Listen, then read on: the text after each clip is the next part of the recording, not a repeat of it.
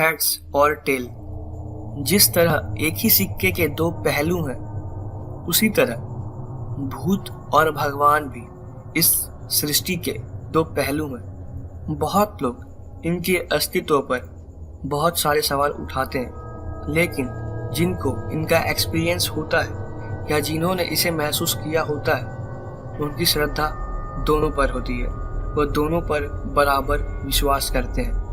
दोस्तों, स्वागत है आपका हमारे YouTube चैनल प्रेत योनि पर।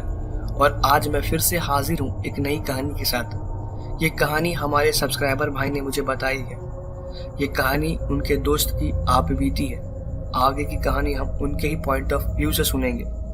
तो बिना किसी देरी के कहानी शुरू करते हैं। पहली तारीख 1 जनवरी, साल का ऐसा दिन जिस दिन हर कोई घर से बाहर पिकनिक मनाने को चाहता है, चाहे वह किसी पार्क में अपने परिवार के साथ एंजॉय करे या किसी रेस्टोरेंट में बैठकर पार्टी। हमने भी बाहर जाकर पिकनिक मनाने का सोचा। घर के 3 किलोमीटर दूरी पर ही एक पार्क है। हम वहां चले गए। पार्क की खास बात यह थी कि पार्क की बाउंड्री पूरी तरह से कंप्लीट नहीं थी। पार्क बहुत ही ज्यादा बड़ा था, क्योंकि इसके पीछे वाले हिस्से में एक बंजर खेत पड़ता था, जो कि बहुत ही ज्यादा बड़ा था। पार्क में बहुत ज्यादा भीड़ होने के कारण हम पार्क के पीछे वाले हिस्से में चले गए, यानी कि बंजर खेत वाले हिस्से में। वहाँ बहुत सारे ताड़ के पेड़ थे। अब हमें खाना पकाने के लिए आग लगाने की जरूरत थी। इसके लिए मेरे दोस्त ने सावधानी के साथ लकड़ियां इकट्ठी करनी शुरू कर दी। तभी हमारा ध्यान एक छोटे कद के ताड़ के पेड़ के पास गया। उस ताड़ के पेड़ में एक छोटा सा सुराख बना हुआ था। उस छोटे से सुराख में एक कांच की छोटी सी शीशी रखी हुई थी और उस शीशी के अंदर बहुत सारे बाल थे।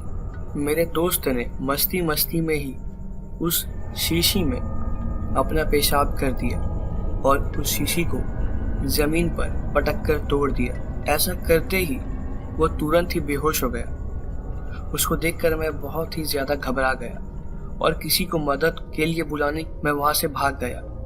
हम सिर्फ वहां 2 ही लोग थे और मेरा दोस्त अब बेहोश हो चुका था।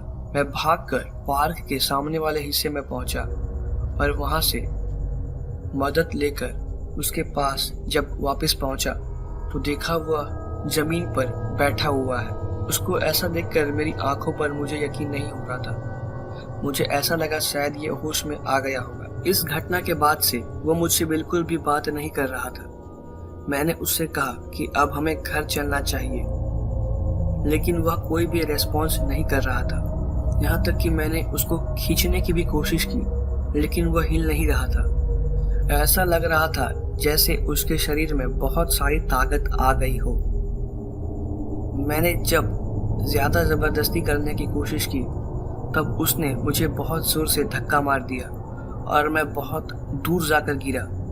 मैं समझ गया कि इसको जरूर कुछ ना कुछ हुआ है और मैं भागकर घर आ गया। घर आने के बाद मैंने सारी बातें उसके मम्मी को बताई और उसके पापा और मम्मी दोनों मेरे साथ पार्क में आए। हम जैसे ही फिर से उसी जगह पर पहुंचे, हमने देखा वो वहां पर बेहोश पड़ा हुआ था।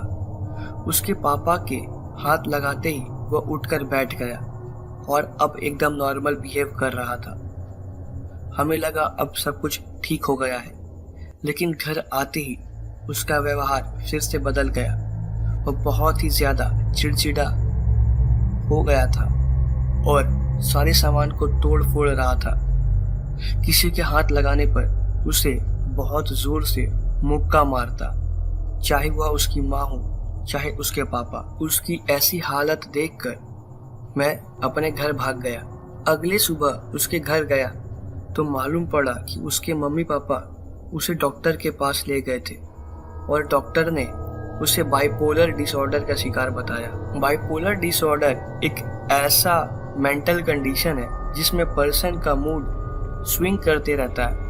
वो कभी गुस्सा होता तो कभी शांत होता है। मेरे दोस्त के लक्षण भी इस मेंटल डिसऑर्डर से मैच कर रहे थे, इसलिए हम लोगों को लगा शायद इसे बाइपोलर डिसऑर्डर ही है, लेकिन डॉक्टर की कोई भी मेडिकेशन इसके ऊपर काम नहीं कर रही थी। इसकी हालत और बुरी होती जा रही थी और फाइनली डॉक्टर ने इसे पागल घोषित कर दिया। डॉक्टर ने कहा इसको आप मेंटल असाइलम लेके जाइए, वहीं पर इसका इलाज अब हो सकता है। हम लोग बहुत ज़्यादा दुखी थे, लेकिन तभी मेरे दोस्त के मामा ने मेरे दोस्त के पिता को मेहंदीपुर वाले बालाजी, जो कि राजस्थान में हनुमान जी का मंदिर है, उसके बारे में बताया। उन्होंने कहा कि आप भले ही भूत प्रेतों को नहीं मानते हो, लेकिन एक बार वहाँ ज़रूर जाएं। मेरे दोस्त के पिताजी उसी वक्त मेहंदीपुर वाले बालाजी के मंदिर के लिए निकल गए। वहाँ पे उन्होंने प्रेत सरकार बाबा से गुहार लगाई और मन्नत मांगी कि हम हर साल आपके पास दर्शन करने आएंगे, मेरे बेटे को ठीक कर दीजिए प्रभु। उन्होंने वहाँ के एक पंडित से बात भी की। वहाँ के पंडित ने उन्हें अपने बेटे को बालाजी मंदिर लाने के बारे में कहा, इसलिए उन्होंने अपने पूरे परिवार को बालाजी मंदिर बुलवा लिया और बालाजी मंदिर के अंदर लड्डू का प्रसाद खाते ही मेरा दोस्त पागल की तरह नाचने लगा और नाचते नाचते जमीन पर पलटियां खाने लगा और धीरे धीरे शांत हो गया। वहाँ के मौजूद पंडितों ने बताया कि इसके शरीर पर बैठा हुआ प्रेत अब प्रेत सरकार बाबा के गिरफ्त में है, अब ये पूरी तरह से सुरक्षित है। तब से मेरा दोस्त और उसके परिवार वाले हर साल मेहंदीपुर वाले बालाजी के मंदिर जाते हैं। दोस्तों, कैसी लगी आज की कहानी हमें कमेंट बॉक्स में ज़रूर बताएं। अगर आप चैनल पर नए आए तो कृपया सब्सक्राइब करें। हम हर रोज़ एक कहानी के साथ अपने चैनल पर वापस आते हैं। धन्यवाद।